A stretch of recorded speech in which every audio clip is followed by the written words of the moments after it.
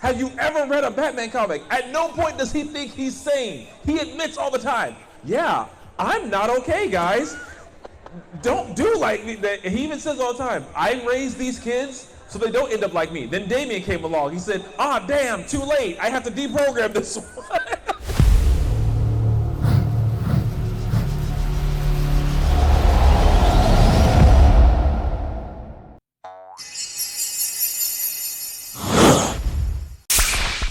There are many wrestlers in San Antonio who can testify to that. But yeah, just to reiterate what Ted said, we try to interview as many wrestlers as we can. Me and my group, me and my side of things, we just love wrestling. We work as often as we can with a local wrestling school in San Antonio, a hybrid school of wrestling, which is owned by Chris Marvel. So yeah, we're nerds as well, and we're happy to be here. I also made a promise that we're going to be doing giveaways throughout this panel, so who's ready for a giveaway? Yeah, it's free stuff, man. It's free, such a great price because, it's rare. All right, so just so you know, little prizes right now. And also, by the end of the panel, I'm going to be giving away this sweet official Guardians of the Galaxy Volume 3 merchandise. Got a hat, set of stickers. Also, any Ghostbuster fans? All right. This is a Ghostbuster ghost whistle. Yes, they make those. And here's the first prize right now. I'm going to toss it. If you get hurt, I am not liable for what happens. Ready? Who's ready? And Ghostface got it. I was going to say, so the serial killer got our first prize. We're off to a good start. Oh, yeah, absolutely. Mikey, I see Mikey over there. What's going on? It always amazes me how many well-known murderers come to Comic-Cons. I mean, it's great. Yeah, fun. Yeah. Ghostface, we got Mike Myers. Hey, you know what? He's allowed to be here because he only commits crimes on Halloween. So you're But he good. also commits crimes against people who don't know how to run away. I can't help but notice that. It's like the people he chases are the worst at running. It is funny that he is the slowest of all the. Yeah, but I think he has the highest kill count. He has the highest kill count. Ghostface at least chases somebody down before he kills them. That's all I'm saying. Ghostface is a professional, what is it, CrossFit? No. Cross-country runner? No, the other one. What do you mean? Hardcore parkour. Ghostface is a hardcore parkour you're right. athlete. And Ghostface gets like 10 people maybe by the end of the movie. Michael Myers killed like a dozen people, lying down. Yeah, and actually Ghostface, that's like between two people, so they have like 5 kills each. Mike Myers just be putting in numbers. Without breaking a sweat. He's never even breathing hard. I mean, he breathes a little bit. Okay, see, this was something that I actually had a debate about with somebody. He's never like breathing hard, killing people. You know what I mean? You're right. It's only the point of view shots when you actually hear him breathing. Other than that, silent. Dude is dead silent. Yeah. I love any Halloween fans in the house. Awesome. Okay, so the rumor is, and we'll take a poll. The rumor is that the studio is actually trying to sell the rights to Halloween because we did get a trilogy. And whether you like the trilogy or not, I'm just happy that we're still getting Halloween movies. They could have stopped after H2O, and I'm like, or no, they probably should have stopped after Resurrection. They probably should have stopped after Resurrection. And that could have been the end, and I would have been devastated because I am a massive Halloween fan. But now they're trying to see who else wants to take a shot. I would write an amazing Halloween movie. Here's the thing. I like the ideas the Rob Zombie one had. I think the execution was part of the problem. I know why. Was the studio? I know why. Why? Okay, so just between me and you guys. Don't tell anyone. I've interviewed Tyler Mane, who played Michael Myers in both the Rob Zombie films. I interviewed Laurie Strode, who was played by, I always forget her name because it's so unique. Somebody said it.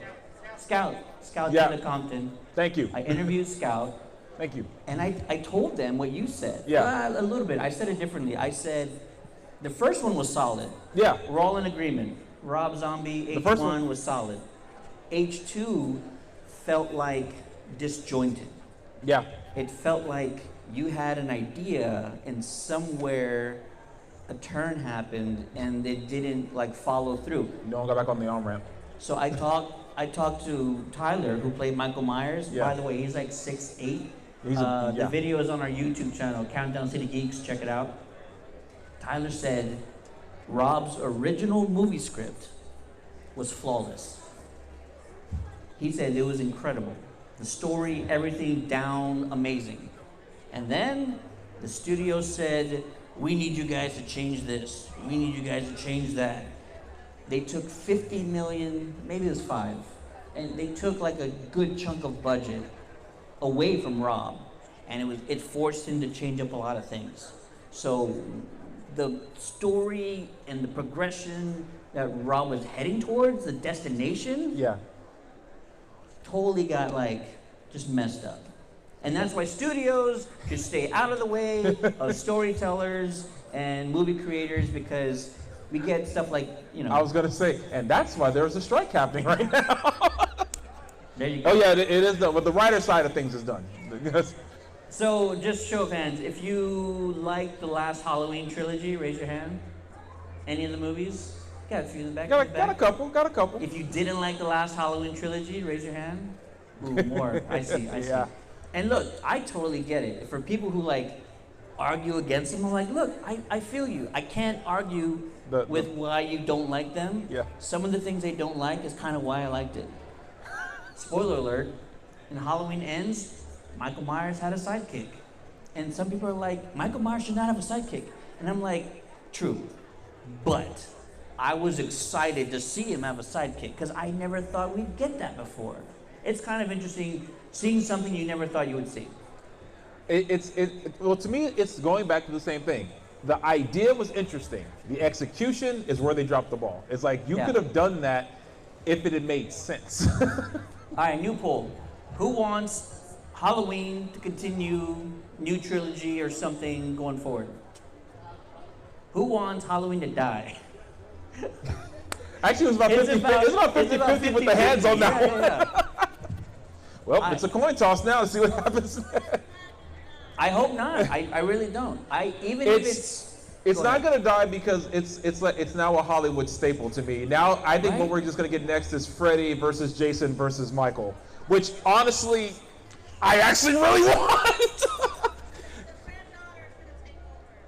The granddaughter's going to. Ooh. Okay. You know what's weird? Wait, are you talking about the niece? No. No, the granddaughter. No, the granddaughter from the current trilogy. You know what's weird? I could actually see that possibly working again if done right. I could see. Be better than what? Druid curses. Yes. Yes. Wait, does anyone count that anymore as part of the series? You're talking about I thought no one counted that anymore. You're talking about the curse, right? Yeah, the curse of Michael. Okay, I thought no one counted that anymore. I didn't even include it when I talk about the Halloween movies. Here's what I don't understand. There's people who like that movie, and like I usually respect people's opinions, but like that's worse than like Batman killing people. Like Mike Myers is like chaos, evil incarnate. He doesn't need an origin story. You don't want to know where he came from. It's Joker. That's like giving Joker a backstory. You don't give Joker a backstory. You don't give Michael Myers a backstory. And death and taxes. That's it. The one exception to Joker having a backstory is like in Killing Joke, where even he admitted he doesn't know if what he remembers is actually what happened. I like that. It's like, oh, I remember, because he even says in one panel, I remember it. The reason I know this is because Batman: The Killing Joke is legitimately one of my favorite comics ever. I have probably reread it a dozen times, so that's why I know this line word for word. It's like he says, I wake up one day, I remember one day. I wake up next day, I remember it another. If I have to have a past, I prefer it be multiple choice. That is like my favorite Joker line ever, and I wish it had been live action, but I like the animated movie, so I can't complain. I agree that if Joker goes around telling people, make it ambiguous. You know like he did in The Dark Knight. He did in The Dark Knight. Honestly, we needed one more. We almost got, because he told Rachel at the party. He told the gangster that he killed. He told the gangster, and he was about to tell Batman until he cut him off completely, which is par for the course. Which is why I didn't mind that story getting interrupted at all. because that is like their whole relationship. Joker has a joke. He's gonna tell it. Batman legitimately doesn't care. Again, why I also like Batman Beyond, there was a guy dressed as Batman Beyond here somewhere. He looked awesome, by the way. Yeah, he looked great. And that's why Return of the Joker is one of my favorite movies, because he was the one guy that actually psychologically beat the Joker because he laughed at him when the Joker wasn't trying. Which we might never get in a real Don't Batman tell me movie. that. Don't tell me that. I have hope for a Batman Beyond movie. I'm not giving up. I am not giving up. I don't care. I mean, what I'm trying to say Thank you. I'm not giving up. Okay, so you want to hear something? What's up? Here's the problem with WB, and if you watch our show... Everything! Every... Sorry, something in my throat. Here's the problem with WB, and if you watch our show, I said this months ago when James Gunn got introduced as a new executive. They don't need new ideas. They don't need change. No. What Warner Brothers, which includes DC Comics, needs most is consistency. We don't want news. We don't want a changing of the guard or leadership. We don't want movie projects to be shuffled around. We just want sanity. We just want some normalcy. Like, just tell us what you're making, put them out, and then when those run out, give us more stuff. Before James Gunn completely flipped the script, a Batman Beyond movie was already in the works with Michael Keaton to be Bruce Wayne. Thank you. That's what I said. It would have been perfect. And then, because I remember hearing that, then all this happened, and I just got heartbroken all over again. And this, I do not blame James Gunn, okay? Look, he got hired, I get it. But after he got hired and before he changed everything, we were getting Snyderverse 2.0, which I'm totally fine with. We were getting Batman Beyond. We were probably getting Wonder Woman 3. We were definitely going to get Constantine 2. Yeah. And now, what's that? The Atom. The Atom, that's right. Yeah. And now all of those have been axed with the exception of Constantine 2 is sort of still possibly coming out, but it's not. Oh, we were going to get Nightwing.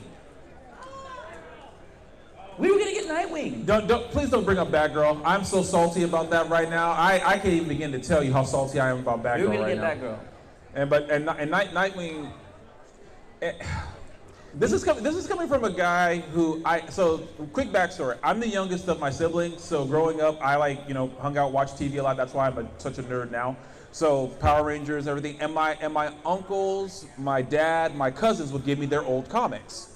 Well, I can no longer blame them because I now buy them myself. But I grew up reading like one of the first comics I ever had was during the Batman Nightfall series. If you guys remember when after Bane, but this is after Bruce came back as Batman and was challenging Jean-Paul to get the mantle back. So I've always said just do that, just do that story. Why is doing that story hard? And then closest we got was The Dark Knight Rises, which is still one of my favorite movies because we got a competent Bane. Less said about Batman and Robin, the better. No offense, dude. I still like the movie for what it was, but that was not a good Bane. I'm sorry. But as all the great stories DC has done, I don't get why just doing one of those live action is hard. I get it. It's like, 'cause I'm with you. They keep doing things that are different. And if I see one more thing try to do Flashpoint, I'm gonna scream. We didn't have a live action Flashpoint before. Yes, we did. We had the CW show. Cinematic. And it still did it better. It still did it better. I'm not gonna lie. I appreciated Flash for what it was. And I did too. But here's the reason why I give CW the show so many passes, and I give them a ton. I really will. Like I'll forgive them a lot. And here's one main reason. They give Kevin Conroy a live-action Batman role. Yes. I don't even care what they did anymore. He was evil. Yes, and it worked to me because he was the. It worked for me too. Because he was the heroic Batman my entire life. It's like, oh my God, he's evil. I love it. And then we got Brandon Routh to redeem, not himself, because he wasn't the problem with Superman Returns, but he got to be Kingdom Come version of Superman, which Kingdom Come is probably hands down my favorite comic storyline ever. If you've never read Kingdom Come, it's basically the DC universe adapted from the Book of Revelations from the Bible. Legitimately, that's the whole story. It's Alex Ross and Mark Waid did it. And I got to meet Mark Waid a couple months ago. Not last month. Nice guy. If you ever want to read a great like Elseworlds DC, that's one of the best ones they ever did. So sorry, that's my nerd moment for that one for sure. This whole hour's a nerd moment. Yeah. Another giveaway, shall we? Yes. I'm just gonna toss this one out, and I apologize again if you get hurt or anything. You can't sue us. Careful. Take the whole setup with you. Oh. Did you get it? They got it. There you go. Yeah. Woo. Free stuff. Stick Awesome. around. I got more. Yeah, we got some more. And that's just the small stuff. The big stuff's on that table. Yep. Okay, you talked about Kingdom Come. Yes, Brandon Routh, I spoke to him 2 years ago, and I asked him to his face, I was like, DC calls you, and they want you to do a movie, continue the legacy of Chris Reeve, because he is playing like modern Chris Reeve. Like, he sometimes really forget is. that. It's been so long. I said, would you do it? And he said he would. And he deserves it. Brandon Routh deserves a comeback. He deserves a renaissance. I feel like he's as big a nerd as the people who watch the movies he's in. And that's why thank you. Yeah, that's why I feel like he did a great job in Superman Returns. I feel like everyone acting did a fine job in that movie. Once again, that wasn't the problem. It was just a story. Yeah, I love to write. I really like legitimately like I like doing fan fictions like hardcore. Thank you. Yeah, like I don't get that response a lot whenever I talk about actually that out loud. But I love doing fan fictions. I do them. I've done a ton for Batman Beyond, Pokemon, Sailor Moon. I'm actually doing a Sailor Moon. I'm actually editing it over there right now. Like literally. Like I bring a laptop with me most everywhere I go so I can edit wherever I'm at. But every time I see a story that's so good at potential and then it's one thing, just messes it up, I'm like, you were so close. That's how I feel about Superman Returns. Just right there. Right there. Remember, he came back in the Crisis? Yes, that's what I was saying. When he came back in the Crisis, that's what I was so happy because not only was that like kind of, I guess, fixing what Superman Returns, but he got to be like a Kingdom Come version of Superman, and I love that because the costume was right, and he got to have his huge iconic moment, which is, like I said, why the CW verse, the Arrowverse gets a pass with me a lot of the time, because I liked how they did that. And then going back to Kevin Conroy, that's why... Rest in peace. R.I.P. Yeah. That's why I love Batman v Superman, because it's very rare, and we've been watching and reading these comics for decades, right? We're getting old. It's very rare you get to see your heroes in that negative space, in that light. Yeah. Especially if, like, they're not being mind controlled. This is literally their feelings. Yeah. And so that's why I like Ben Affleck's Bruce in Batman v Superman. And that's why I like Kevin Conroy's Bruce Wayne. Yeah. And what's really dark is to think that our Batman from the animated series grew up and became evil Conroy in the CW Crisis on Infinite Earths. He became the Thomas Wayne Flashpoint version of which is also actually one of the good things out of Flashpoint was an evil Thomas Wayne. That was the thing about Flashpoint. That was one of the most messed up takes on all of DC I'd ever seen, because the idea that Bruce died that night and Thomas became Batman and Martha became the Joker. The comic's like 15 years old already. Yeah. So sorry if I spoiled that for you guys, but it's a good comic. Go read it. It's great. Yeah. And if another good comic scene, Evil Batman, is Batman City of Bane. It's not the exact same take, but it's a really good story of like, what if like Batman just went off the pure deep end, and not controlled, not because of the Joker or some other villain. No, he just said, screw it. I think I could do better by just taking over Gotham.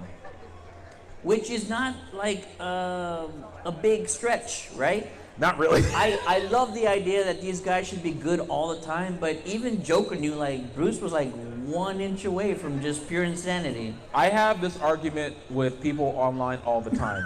But here's the argument. Whenever they say, "Oh, Batman just thinks he's right, he thinks he's such a hero," and I was like, "No, he does not." Have you ever read a Batman comic? At no point does he think he's sane. He admits all the time, "Yeah, I'm not okay, guys. Don't do like me." He even says all the time, "I raised these kids so they don't end up like me." Then Damian came along. He said, "Ah, damn, too late. I have to deprogram this one." Okay, that is one of the more interesting things about James Gunn's future is that we are going to get a live-action Damian. I am both excited and terrified for that because Damian at first is the biggest annoyance in comics. He gets better later. But thank you for nodding your head because I need people to agree. It's like when Damian first appeared, who else wanted him to, can we write him off? Like, he's not actually Bruce's son, Talia lied, can we get rid of him? It wasn't until like, I think in the last couple of years, I was like, oh, Damian's not annoying as hell every single time he's on a panel. Okay, I can deal with that now. So you wanted to write him off like they wrote off Grayson in, just like that. Okay, so do you know the story about that? Which one? When they killed off Robin in Death in the Family. Oh, the Jason Todd? Yeah. No. When they killed off Dick Grayson. No, it was Jason Todd. Oh, Jason Todd. Yeah, they killed off Jason Todd. Because Grayson was already Nightwing, and Jason Todd was. Okay, first of all, that unironically led to probably one of the best characters in the Batman mythos, which when he became Red Hood. Right. But not quite that violently. I just wanted it to be a lie that he wasn't actually Bruce's son, so Bruce could not have to worry about feeling guilty for not raising him. So here's the thing, and I was too young to be a part of this, but they put a toll-free number in a comic book.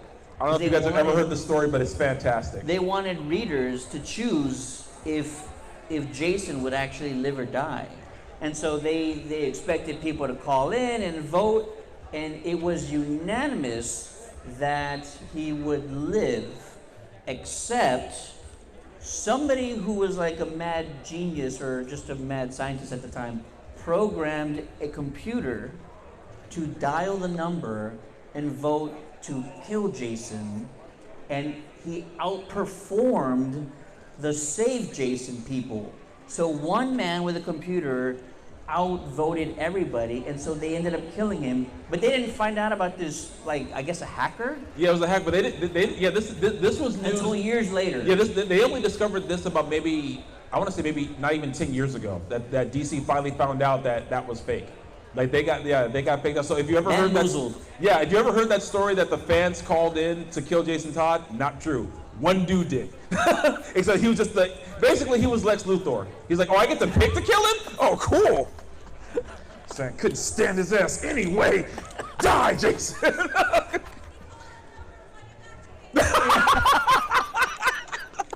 For those of you who didn't hear it, he called up Joker and said, I got you, fam. Not today. So don't worry, Joker. We're all gonna kill Jason. And it was close. Like I forget what the exact number was. Yeah, it was really close. But he outvoted the other end by like maybe less than 50 or 100 votes. And to have a computer doing this nonstop. And you gotta remember, this was early 90s. Yeah. And this guy pulled this off. Is it bad in my head? I want to believe it was Elon Musk just like starting his evil way, way earlier than what he currently is doing. Is it bad that I want to believe that right now? The supervillain was born on that day. And he's like, I could do this all the time. I got it! Wild. Oh, we have a note. Last call for those who have registered for the cosplay contest to be prejudged. Please go to panel room by 2 p.m. at the end. At the end of this. At the end of this. So at 2 p.m. So if you are already registered, right? The prejudge room is through those doors and like 30 yards that way. Yeah. You'll be able to find it. You know what? There's a lot of stuff going on today. And I know we've been talking, but we don't want to forget some things. Slaughter Alley. Anybody like haunted houses? Yeah. I go to at least one a year. And I avoid them like the plague. I'm a scaredy cat. I've been going to haunted houses since I was 9. I want to say... You're a braver man than me. Well, here's the thing. I'm lying. The first time I enjoyed it was 9. The first time I went was 8. And I was so terrified, my father carried me through the entire thing. And I didn't see a thing. I didn't see a soul. I didn't see anybody in a mask. all I heard was my dad screaming in my ear while he's like carrying me through. I was a chicken. That was the last time though. After that, at 9, I went every year. I went with a group of my friends. I got a great story, but I'll talk in a minute.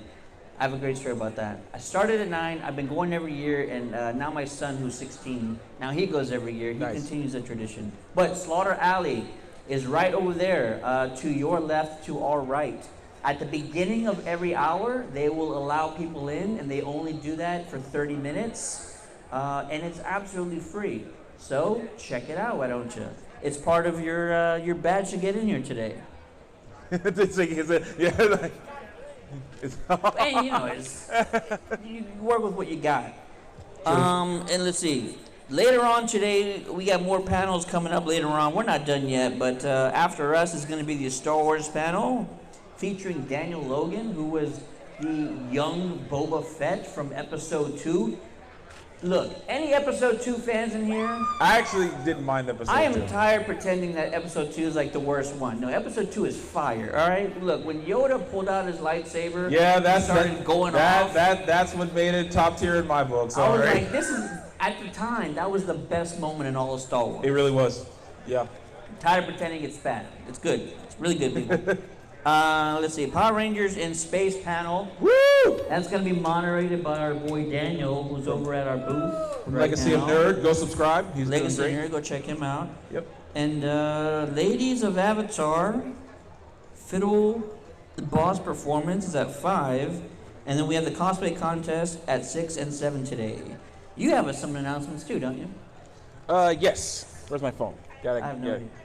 While you're doing that, I'm going to throw out one more thing. Yes. Throw out one more thing. I gotta see him. Who wants a Slimer? Slimer! Got it? I don't. Oh, there you go. Okay, let's try this out. I should be quarterback. Yep. If quarterbacks do ghosts. Okay, also going on today, Dungeons and Dragons going on right now at Cosplay Alley. Yeah, learn how to talk. Free set of dice for players. And they're doing it again at 4. Magic the Gathering draft tournament at 4 p.m., $15 entry fee. They're doing hourly announcements for the game room tournaments and FX Game Exchange. And they're doing the new Switch OLED giveaway signups in the FX Video Game Exchange game room through Sunday until 3. So go sign up to win a Switch OLED. I may do just that because I want one really bad. So. All right, I'm going to get a little off topic, but it's also going to be something that we can bring back into the nerd realm. Okay. Anybody heard of the Sphere at the Venetian Resort? Anybody in Vegas? He's heard of it. Yeah, we got a couple hands, yeah. Okay, so in Vegas, the most magical place on earth for adults, there is a giant ball. It's like 1,000 feet tall. It's like 1,000 feet wide, and it's a complete digital, high-resolution screen. The entire outside and inside can depict movies, videos, what have you, right? And whoever the mad genius is who decided to build this gigantic TV sphere is now allowing concerts and other events to take place. So last night was a U2 concert. And of course it was U2. And of course it was U2, because they do everything first. Yeah. And it looked impressive. I mean, it only holds 15,000 people, but it's 360 degrees of digital screen, so they can manipulate anything around them. My question for you, and we'll take some also ideas from the audience, what is something you want to see or experience in a 360 ball of nothing but screens? The first thing I said was a My Chemical Romance concert. Like, I like to see like Welcome to the Black Parade in that kind of setting when you can manipulate it like that way. I'm in, and I'm a diehard Evanescence fan. I would love to see that. I would have said Linkin Park at one time, Chester rest in peace. But yeah, so concerts like that I would see. And if we're talking like straight like movie, anything you can think of. Anything I can think of. There are certain anime who I would love to see in that kind of environment.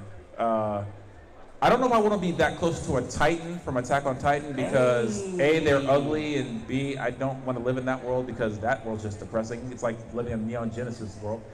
that's the top two most depressing anime ever.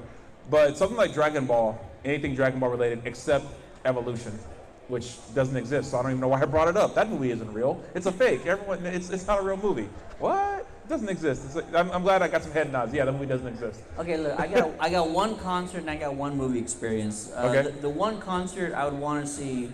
Anybody know who David Gilmour is? David Gilmour is one of the lead singers, right, and the guitar players for Pink Floyd. Dude's still alive. Dude's still playing. Yeah. And he has like the most magical voice and just like the most epic guitar playing to this day. So, David Gilmour at the Sphere, I would sell my house to go see that because I feel like, I need to knock on wood because I feel like I'm running out of time with chances here. Yeah. Okay, movie experience. It's a gigantic sphere, 360 degrees. I would love there to be like a Ghostbusters movie experience. Oh, yeah. Like Stay Puft Marshmallow, walking in front of us, destroying things. You see the Ghostbuster team on top of Dana Barrett's, Spook Central condominium building. Nobody steps on the church in my town. Yeah, that would be amazing. A Ghostbusters film experience, 84. Or if they come up with something new, I would totally watch it. But that would be my vote. Ghostbusters. Yeah, one of my favorite series of lines in anything is when after Gozer chooses to travel and all the Ghostbusters go, I didn't choose anything, none of us chose anything. You slowly turn and see right back. That's one of my favorite scenes in pretty much anything. Like, I watch a lot of movie stuff, but if I ever need a laugh, I can turn that on and laugh like I've never seen it before. I love that scene so much. I know too much about Ghostbusters, right? So I run a weekly Ghostbusters stream, and we're ramping up, talking about the movie, and we do a ton of charity events. So check out the Ghost Heads radio show on YouTube. But so this is wild. Bill Murray, Pete Venkman, and Ghostbusters. The rumor is, and I asked Ernie this, and he didn't confirm or deny. Yeah. But the rumor was that Bill Murray ad-libbed everything in that movie. Every scene, every line, every joke, every quip, off the top of the man's comedic genius head. The way that he works, the way that I was explained to me is that he just wants to know what's happening in the scene. And he'll just make it up as and he goes. he'll just make it up as it goes along. So think about everything you heard Venkman say in Ghostbusters. Bill Murray came up with probably almost all of that. If that's true, he is a true comedic genius. How can you deny that? He completely is. That's insane. Also, another fun fact is that the Ghostbusters team, while they were filming sort of the outside driving scenes of New York, they took the police bikes for a joyride around Central Park. They might deny it, but Ernie Hudson told me that directly. So. But they have to probably deny it. I'm sure the charges are still pending, even though it's 30 years later. Yeah, they took the NYPD bikes for a joyride, and gosh. We were this close to never getting that movie. I believe it. They didn't have the rights to the name while they were filming it. I believe it. And that's amazing how much we can say that about a lot of stuff that we love now. I mean, think about essentially Star Wars, how that was so close to just not happening. Okay, we need a Star Wars experience in the Sphere. I figured that'd be the first thing they ever put in there. That was legitimately my thought. So is it Episode 6, Return of the Jedi, on the big Sphere, seeing the Death Star 2 blow up? Or seeing them just do the run in the Death Star 2, that'd be incredible. The trench run in Episode 4, that would be amazing. Probably get motion sickness. You probably would watch it if you're in that sphere. It's that immersive, guys. If you get a chance to look it up, it's crazy in that room. It's so crazy. Yeah. I don't get motion sickness yet, but I know I feel like there's less things I'm excited to do. Roller coasters, stuff like that. I like roller coasters, so yeah. So. But my body's like, no, you don't. I'm like, I like roller coasters. My body's like, no, you don't. To be fair, I haven't ridden one in a while, so I say I like them now. My body might say, that's what you thought. What time you got? What time? It's like 141. Oh my God, we're just flying by. All right, I got 2 more of these little guys, and then we'll probably give out. I'm thinking about it off the top of my head right now. All right, who wants another? This is a plush terror dog. Who wants a plush terror dog? Anybody? You got some hands going on? Awesome. Got one more. I got one more plush terror dog. All right, I'm gonna try this.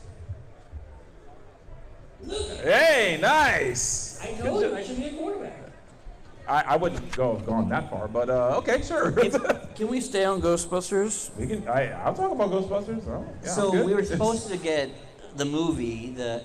I'm calling it Ghostbusters 4 because it is the 4th film in the timeline that we're in.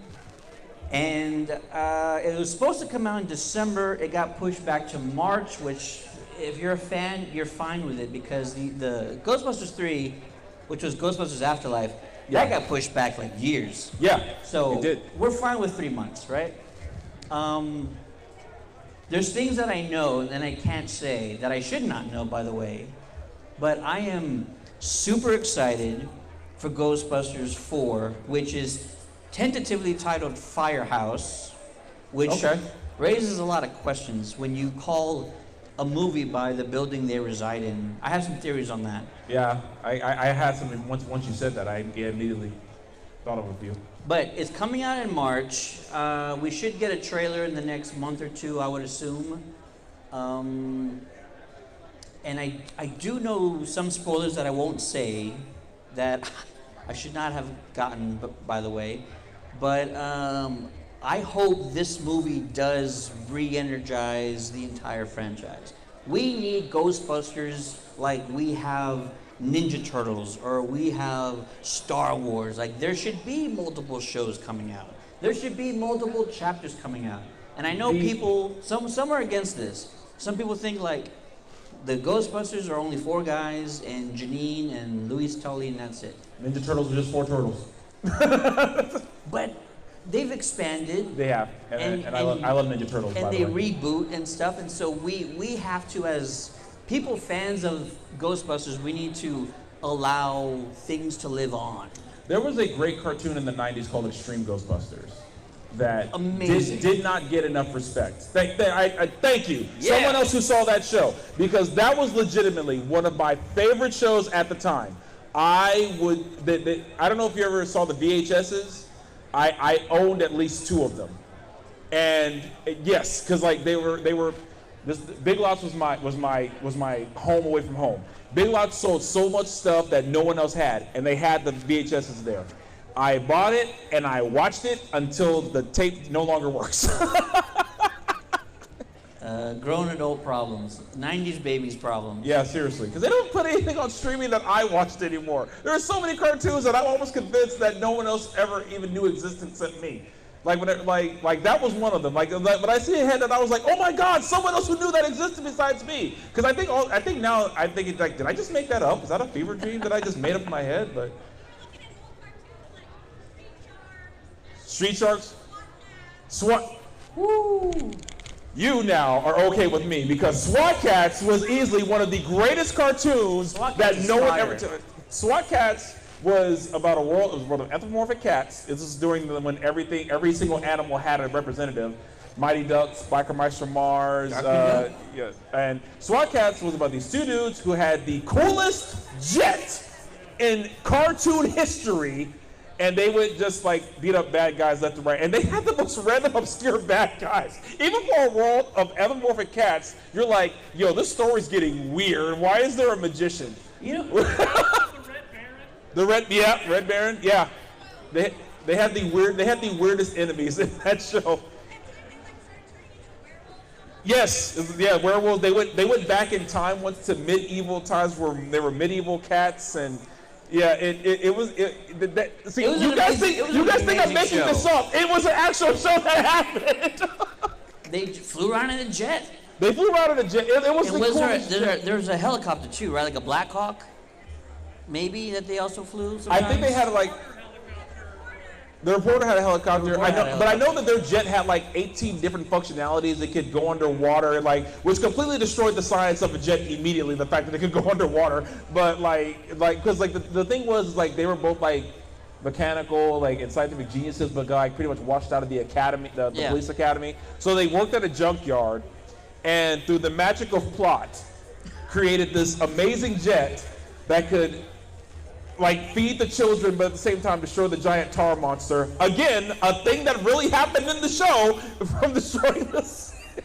I love how like I'm more than positive people think I'm making this up. I bet most of you think I'm making this up, but I swear to you. Are we talking about obscure cartoons now? Because I got one. I got plenty. What you got? I have like a diehard childhood favorite, and I feel like they only made a pilot. Mad Balls. That sounds familiar. Okay, see, very obscure. Mad Balls was about I think they were alien because they flew around in space. Mad Balls was a planet. I feel like it had a weird name. Of course, if it was the 80s or 90s, of course it did. They were just balls, and they talked and they walked, and they had faces, and they all looked different. One of them had one eye. This is the more you're talking, the more familiar I'm starting to remember. They also to sell the toy. It was. And so they made one episode, I feel like, or just one limited pilot. And it was the coolest thing ever. And the problem was they didn't go anywhere after that. It just kind of died. You know what's weird, though? I still see merchandise. I still see Mad Ball merchandise from a cartoon that was made in the late 80s. And it makes no sense. Yeah. Who's making this stuff? One dude, probably the same dude who killed Jason Todd. The same dude who killed Jason Todd. He's like machine. Yeah, well, he's like, damn, that plan backfired because now everyone loves this jackass. So you know what I'm gonna do? I'm gonna make that for the rest of my life. They're gonna flood the market and no one's gonna be able to watch it ever again. You can find the only episode or video. I think it's still on YouTube. But Mad Balls. They also played instruments. I think they also they did. They played instruments. They had a band. You followed a... You know what? I do remember this show now. The second you said that, I remember this show now because I thought, how the hell did they play instruments? You know what? I remember this show now. Yep, I remember this. I never knew the name. It was really cool. Yeah. And I loved it. There was a toy line called Crash Test Dummies. Oh, they had a cartoon. They had a cartoon. Okay, thank you. See, we gotta... Y'all are okay with me, all right? Because we'll talk over here later. Yeah.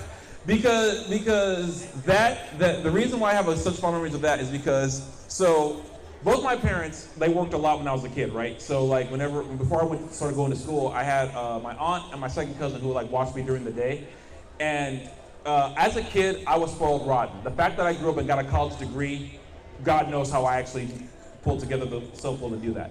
Because when my parents would say no, my Aunt Nancy, I could 99% of the time get to say yes.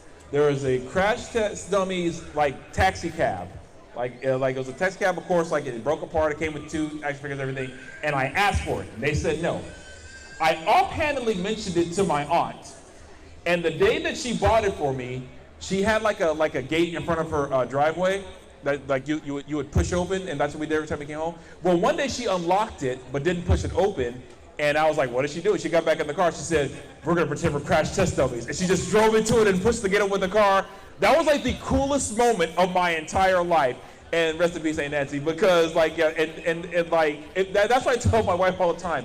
If my aunt was still alive, my wife wouldn't have married me because I would be so spoiled and used to getting my way. I would have been no good to literally anyone, which is why I think God said, oh no, she got to come on to heaven because that boy ain't gonna do nothing with his life and she's still down there. Okay, those were the best and the worst toys. Yeah, no, because they had like a shelf, they had like an active life of 6 months maybe. Well, I still find random pieces in my parents' house whenever I go. That's what I'm talking about, because they had a button, right? When you crash, all the limbs and body parts flew off. Yes. And you would lose them like instantly. Yeah. And you would just, if you're a kid and you lose like an arm like right away, day one, because you opened the thing when you got it. Do you know what I used to do? What's that? This is so bad. Uh-oh. Because I had other action figures, right? Are there any kids around? Don't no, it's like when I had like a battle scene They were always the casualties of like the aftermath. If I couldn't find an arm, I was like, well, I guess he's a body. You were creating the scene around them. I love that. They were like, my heroes would get it. Oh, we're too late. They've already been hit. Darkseid took them out. Oh, he's killing the town people. Oh no. I had forgot about that. So the Joker sprayed poison gas and all the victims. And for some reason, they made him take his arm off. I don't know why. Why is he beating that poor man with his own arm? Oh, dude, I found an arm 2 years ago at my parents' house, just randomly tucked under, in a corner of the living room. I just looked over. I was like, just a crash test dummy arm, just kind of just laying on the ground. I was like, okay, cool.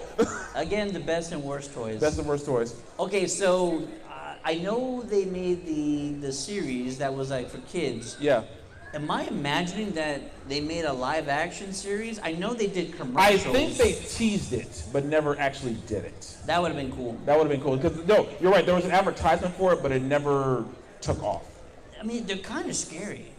Yeah, they're horrifying. There should be a horror movie with people that have. Do you know how much stuff now that as an adult I look back at it and think that's terrifying. That's a horrible idea, but it didn't affect us as kids. But now they go, that's scary. That's scary, right? Is it just that we weren't aware enough as kids? Well, let me put it this way: gargoyles in real life is a terrifying concept. Yeah. That being said, if it's done right, give me that live-action movie. You can make it a horror movie for all I care. I'm still gonna go watch it. There's still a possibility. Because Gargoyles was flawless, and I'll even say Goliath Chronicles wasn't that bad. Greg Wiseman, who's the creator of Gargoyles, says there's still hope. I'll hold on to that hope for all I got. What we need to do is we need to make sure Disney hears us. # live action Gargoyles film. Done right. Done right. I'm gonna put that in the hashtag. Done right. Follow Greg Wiseman on X. Yeah. I still call it Twitter, but I still call it X. Twitter. Because X is so random. It's all that money. He's one of the most unimaginative people sometimes. There it is. Yeah. It's gonna give it to you. You get it? I respect that. Well done, sir. What time you got?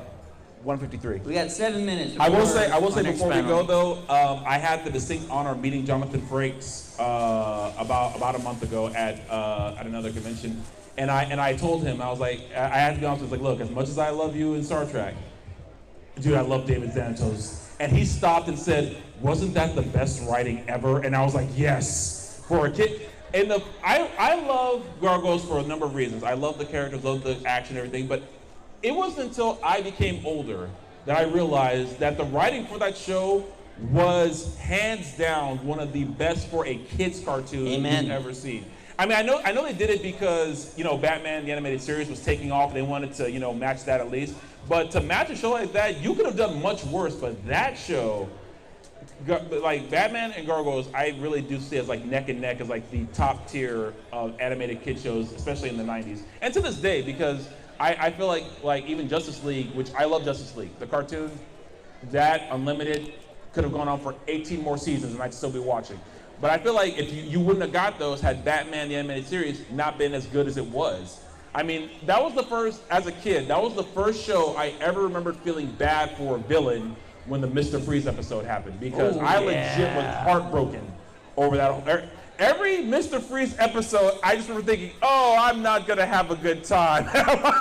This is gonna be heartbreaking. And then they went and made him immortal and unable to die and like a robot. I was like, so this man hasn't been through enough. Y'all decided to make his life worse. Okay, cool. Didn't know that was the thing we could do in this show. Just torture the poor man. I guess they said, oh, Bruce Wayne has the worst life story? Nah, we're gonna do much worse than that story. I mean, all of them, right? All of them we felt bad. Mad Hatter couldn't get the cute girl. Mad Hatter, I felt only somewhat guilty about because I'm like, dude, just find another chick, bro. There's plenty of fish in the sea. Yeah, Poison Ivy, she was an environmentalist. I kind of get that. Harley Quinn was manipulated. The Joker needed to die. I'm sorry. There was no redeeming quality, in except for the fact that Mark Hamill voiced him. Other than that, he had no sad story. We need to keep him around, yeah. Yeah, but I mean, apparently you can't kill him off. He'll just make a DNA of himself and put it into somebody else and live on that way. Because who thought of that? Clayface, I didn't feel had a great story. I didn't feel as bad for Clayface as I did for Freeze, but But I was gonna say, but if not as bad, yeah. But if you did feel bad for Clayface, as you probably should, that's a good one. There was one in the new Batman Adventures. It was a model who got like dropped from all her agencies at once, and like she was convinced she was so ugly, she wore like a white plastic face mask and was like getting revenge on all the people who fired her. Like a crash test dummy. But no, here's the thing. When she took the mask off, she was physically fine. But she like psychologically could only see like scars of plastic surgeries and stuff. It's kind of like what happened with Two-Face in the Dark Knight Returns. They fixed his face, but he was legitimately convinced his whole face looked like that now. Yeah. Same thing. I'm down for that. Okay, Yeah, so if you ever watch that episode, it's pretty crazy. I have a great idea for Clayface, and if anybody takes it, I don't mind if you don't pay me for it, but you need to at least invite me to the premiere that you write. Matt Hagen story. Yeah. Still like actor, aging out, not getting the roles. Has an accident, right, or something like that. Yeah, he had an so he has accident, to and he used that cream to kind of like fix all the scars. reform his face to make sure he looks the same. That exact story with, wait for it, Tom Hanks as Matt Hagen. Yeah, because Tom Hanks in anything I'm down for, so it's not hard for me to say yes to that. But Tom Hanks as a villain, like. But I can see that, because Did you see him in Road to Perdition? Yes. He's like an anti-hero in that thing. Yeah. And he is a total BA. Sorry. Yeah. He was like, that was like the first time I was like considered him that hardcore was Road to Perdition. Hardcore. He was massive. I gotta rewatch Road to Perdition. I haven't watched it in a long time. Fantastic film. Yeah. All right. Ladies and gentlemen, we are the Countdown to the Geeks. We're going to be at this booth right over here. We strongly suggest you come by and see what prizes we're giving away this weekend. If you would like to register, come on down over here. Also, if you don't already know, we partner with all the studios to have movie screenings in all the major Texas towns.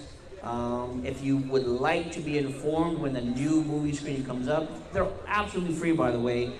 Follow us on YouTube at Countdown to the Geeks. Also follow our Facebook page, and we're going to post any new movies that we have coming up. We actually are screening Exorcist Believer on Tuesday in Dallas, Houston, Austin, and San Antonio. And if any other movies come up, we're going to post them right away and give you guys a chance to check out the movies early for free.